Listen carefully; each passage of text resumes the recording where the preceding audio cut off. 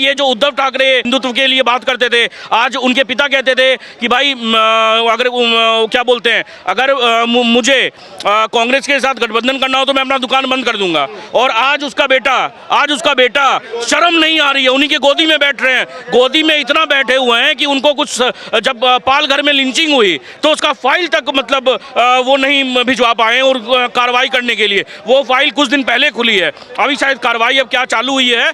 तो यही मैं बोलना चाहता हूँ सर कि कांग्रेस को तो नहीं आना चाहिए।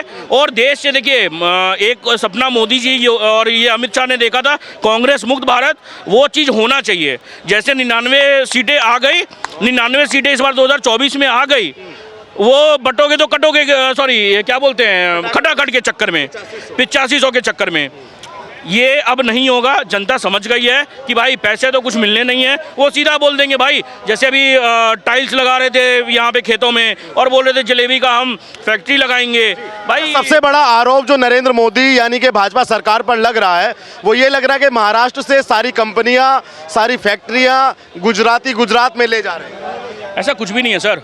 आप पहले भी देखिए, बंगाल में टाटा गए थे नैनो का, वहाँ पे क्या हसर हुआ। सीएम जब ममता बनर्जी बनी तो उनको हटा के फिर वहाँ भेजना पड़ा, क्या बोलते हैं, गुजरात जाना पड़ा। सर ऐसा क्यों हो रहा है? पहले आज के जब योगी जी नहीं सीएम थे तो कितने इंडस्ट्री लग गए थे यूपी में। आज वहाँ पे माफिया थे, कितने माफिया थे। आज देखिए, आज आप इंडस्ट्री लग रही है, आईफोन तक वहाँ पे सैमसंग का इतना बड़ा प्लांट लग गया है, आईफोन तक की बात हो। आप कह रहे हैं कि अभी महाराष्ट्र में गुंडागर्दी है इसलिए ऐसा हो रहा है? नहीं, महाराष्ट्र में ऐसा मैंने ऐसा नहीं कहा। मैंने ऐसा कहा आपको, महाराष्ट्र में सर गुंडागर्दी नहीं है। महाराष्ट्र में तो फैक्ट्री लग रही है, उसमें कोई दिक्कत नहीं है, और वहाँ पे बहुत सारी चीज़ें काम हो रही है। महाराष्ट्र अगर हमारा देखा जाए तो बिल्कुल सर, वो और सबसे ज़्यादा ट्रिलियन की जो इकोनॉमी है तो वो महाराष्ट्र ही है। महाराष्ट्र के बाद कोई और शायद यूपी आ गया है, अब आगे हो रहा है, बट महाराष्ट्र है सबसे पहले। और जो सेंसेक्स और बीएससी एनएससी सारा सब चीज़ वहीं से कंट्रोल हो रहा है। ठीक है, मैं आपके पास आऊँ। अब आप बताओ, महाराष्ट्र को कोई सरकार या कोई पार्टी ऐसी नहीं है जो नहीं चाहती कि वहाँ पे सरकार ना बने। क्या लगता है किसकी सरकार बनेगी, क्या लगता है? सबसे पहले तो भैया का इस बात का जवाब देना चाहूँगा मैं कि भैया ने ये कहा कि महाराष्ट्र में कोई गुंडागर्दी नहीं है, कोई गुंडागर्दी नहीं है। ऐसा कैसे हो सकता है कि कुछ दिनों पहले कोई घटना वहाँ हुई और इन्हें दिख नहीं रहा हो? ट्रेन वाली बात कर रहे हैं? मैं ट्रेन वाली बात भी कर रहा हूँ और भी बात कर रहा हूँ मैं कि ये घटना उनको दिख नहीं रही कि एक बाबा सिद्दीकी को गोली मार दी गई और इन्होंने आंख बंद कर लिया। मुझे समझ नहीं आ रहा कि वहाँ पे कोई दंगा नहीं, सॉरी, कोई गुंडागर्दी नहीं है। इतनी बड़ी हत्या कर दी गई, लोगों को कहाँ से पकड़ के लाया जा रहा है, ताड़ कहाँ से जोड़े जा रहे हैं, और ये कह रहे गुंडागर्दी नहीं है। ये कह रहे हैं कि कांग्रेस को हम लाएंगे नहीं, कांग्रेस ने ऐसा कर दिया, कांग्रेस ने उसके साथ सरकार बना ली। शिवसेना ने गोट मार के बैठ गई कांग्रेस के। अजीत पवार कौन है भाई साहब? अजीत पवार को तो मोदी जी चक्की पिसवा रहे थे जेल में, उनके साथ सरकार बना ली मोदी जी ने, और बहुत पीछे पड़ के बनाई, हाथ पे जोड़ के बनाई। महबूबा मुफ्ती कौन थी? आतंकवाद को सपोर्ट करने वाली, उसके साथ बीजेपी ने सरकार बनाई। अब उसके गोद में बीजेपी बैठी कि महबूबा मुफ्ती को अपने गोद में बैठाई, ये तो भैया को ज़्यादा पता होगा। तो भैया आप एक बात बताइए, फिर कांग्रेस, सुनिए ना, आपको एक तरफ का तो दिख रहा है कि उसके गोद में वो बैठा और उसके गोद में वो बैठा, मगर दूसरे तरफ का क्यों नहीं दिख रहा आपको?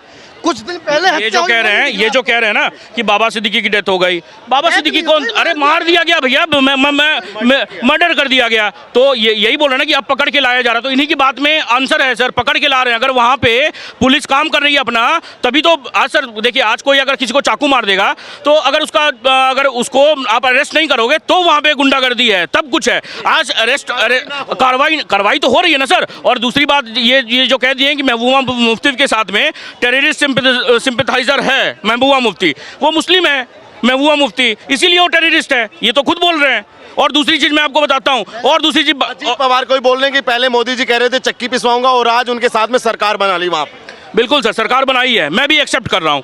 मगर ये बताइए, कौन सा एक नेता के ऊपर में आप बता दीजिए कि जो मोदी गवर्नमेंट में आई और उनके खिलाफ जो भी कार्रवाई थी, जांच थी, वो बंद हो गई। हेमंत विश्व शर्मा, पहले उनके ऊपर भी जांच थी, उनके ऊपर भी जांच थी, वो एकदम बंद नहीं हुई। वो सीएम बनने के बाद में कोलकाता में सीबीआई ने उनके ऊपर में जांच किया। उसके बाद में देखिए बात क्या है कि इनको पता कुछ नहीं रहेगा, खाली बस आरोप लगाना है, फालतू की बात है। पार्टी से भी सीएम है, अभी तो भाजपा से हैं। चाँद रुक गई।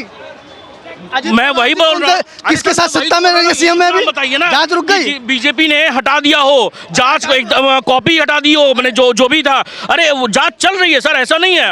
अगर किसी के ऊपर में आरोप अगर सिद्ध होगा तो भाई जेल जाएगा और अगली बार इलेक्शन में नहीं लड़ पाएगा वो। भैया मेरा आपसे सवाल ये है कि जब बाबा सिद्दीकी का मर्डर हुआ, अगर कांग्रेस को उनसे कुछ लगाव होता तो उनके बेटे को जिशान को टिकट क्यों नहीं दिया कांग्रेस ने? जिशान ने कहा कि कांग्रेस आज मेरे ऐसे दुख भरे समय में मेरा साथ छोड़ रही है। वो अजीत पवार की पार्टी में शामिल हो चुका है, कांग्रेस से उनका कोई लेना देना ही नहीं है। लेकिन ऐसे कम समय में बच्चे का तो साथ देना चाहिए था, पहले तो कांग्रेस में ही थे ना। जुम्मा 8 दिन पहले वो एनसीपी में आए थे। बिल्कुल आपका कहना सही है, मगर वो एनसीपी में थे जब उनके साथ उनकी हत्या हुई, वो एनसीपी में थे। वो उस पार्टी को छोड़ के आ चुके थे इस पार्टी में। जब आप किसी पार्टी को छोड़ देते हो तो उनसे आपका किसी का कोई लेना देना नहीं होता। बात यहाँ पे ये हो रही है कि हेमंता का नाम तो ये भूल गए, अजीत पवार का भी नाम भूल गए, इनको सबका नाम याद है। मगर आज जो बीजेपी के साथ सत्ता में जो है, बीजेपी के साथ जो सत्ता में है, कांग्रेस के आधे लोग जिन पर ये भ्रष्टाचार का आरोप लगाते थे वो आज बीजेपी के साथ बैठे हुए हैं, उनके टिकट से चुनाव लड़ रहे हैं।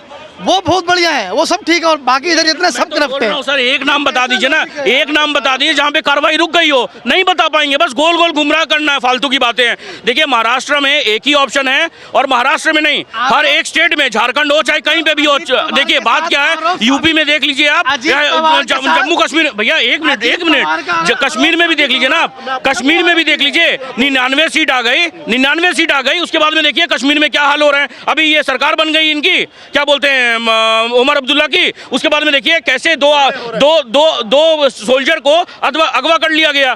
तो ये सब क्या हो रहा है? देखिए बात क्या है कि गुंडागर्दी, टेररिस्ट, ये इन लोग के पार्टी से ही मिले हुए हैं। आज जब क्या बोलते हैं कश्मीर में जब नरसंहार हो रहा था, उमर अब्दुल्ला, फारूक अब्दुल्ला ही तो सीएम थे, और कौन था?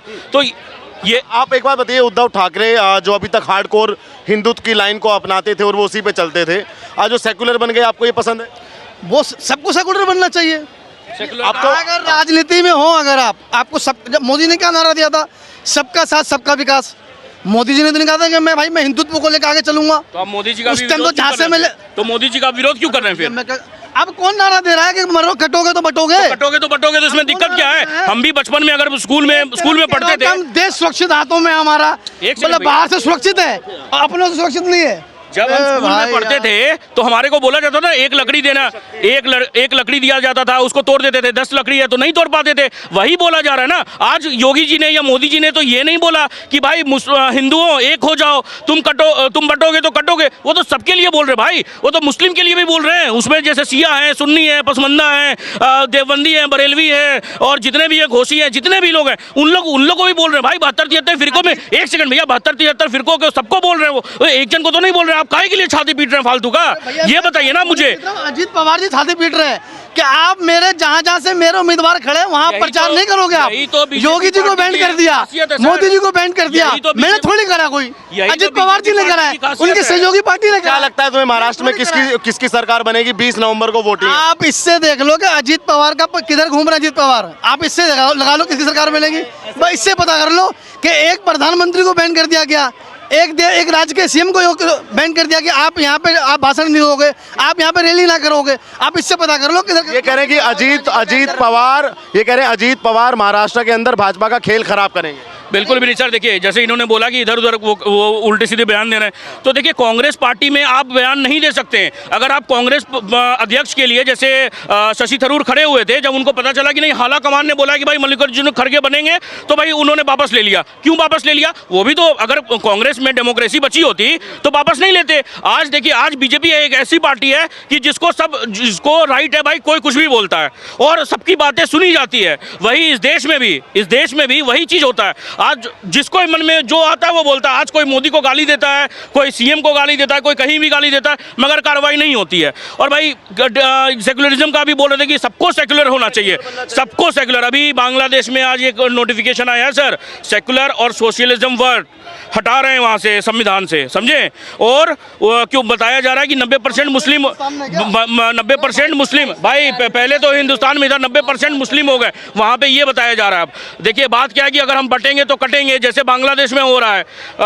हम पाकिस्तान में बटे, अफगानिस्तान में बटे, कश्मीर में बटे, मुजफ्फरपुर में बटे, हर जगह बहरीच में बटे, तो कटे सर। अगर यही भैया एक बात बताओ, फिर योगी जी के साथ में उनका गठबंधन है अजीत पवार का, और वो इस नारे को गलत बोल रहे हैं कि ये नारा योगी जी को यहाँ नहीं देना चाहिए, तो पार्टी में फुटा हुआ है। नहीं सर, मैं तो बोल रहा हूँ ये डेमोक्रेसी है, यही तो डेमोक्रेसी है सर। आज आपके पास बोलने का पावर है, आप बोल रहे हैं, आप अपनी विचारों को रख रहे हैं। मैंने आपको पहले भी बोला सर, कांग्रेस में ये नहीं कर सकते आप। आज अगर हाला कमान अगर एक भी वर्ड बोल देती है कि ऐसे नहीं ऐसे होगा, तो वो वैसे ही होगा। राहुल गांधी बोल दे कि नहीं ऐसे होगा। आप ये बताइए मेरे को, जो राहुल गांधी बिल फाड़ दिए थे सदन में, ना वो कोई मिनिस्टर थे ना कुछ थे, और वो पारित हो गया था मेरे ख्याल से, वो पारित भी हो गया था, तो उनके पास में कौन सा राइट था फाड़ने का बिल?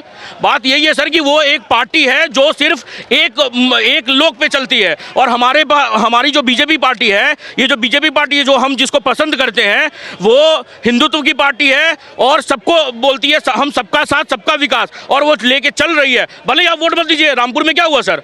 रामपुर में 532 घर मिले ना मुस्लिम को, मुस्लिम आवास योजना में, मगर भाई वोट मोदी को एक भी नहीं मिला। तो यही मैं कहता हूं, यही चीज है कि बीजेपी सबके साथ और सबके विकास की पार्टी है, और बीजेपी को ही आना चाहिए। भैया आप कांग्रेस का पट्टा पहने, ये बताओ क्या नाम है आपका? सदाकत अली। सदाकत अली।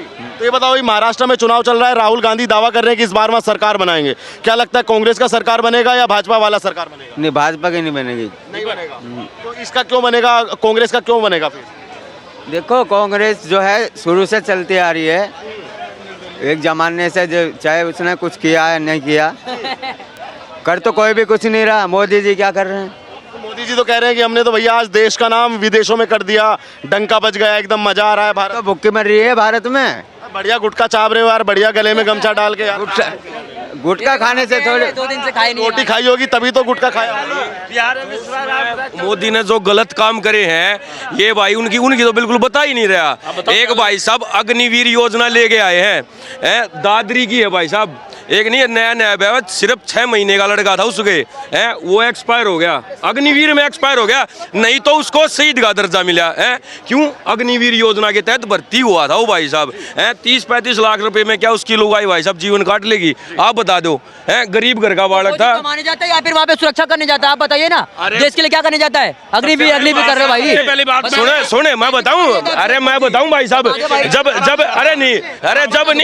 नहीं है, जब करना टोटा होया करे ना, जब आदमी याद आया कि आज वो होता, ठीक है, बंदा अग्निवीर में फिर गया क्यों? जब उसको जान का खतरा था, है ना? भाई, जब उसका जान का खतरा, जब वो मार गया, पैसे नहीं मिला। बेरोजगारी इतनी है, अपने देश में बेरोजगारी इतनी है। बेरोजगारी कोई नहीं है, काम करे वाली बेरोजगारी रहेगी, काम करे वाली बेरोजगारी रहेगी। काम नहीं करोगे बेरोजगारी के भाई हमारे देश में इतने युवा है, मत करो। सुनो भाई साहब, बढ़िया काम है, 370 कोई नहीं हटा सका था। महाराष्ट्र 370 महाराष्ट्र सुनो ना, महाराष्ट्र के काम है ना, उसने भी गणो भाई। अच्छा ठीक है, अब ये बताओ महाराष्ट्र के चुनाव में क्या लगता है तुम्हें? आँख पाट का आत्मा जाए। आप बताइए महाराष्ट्र के चुनाव में क्या लगता है?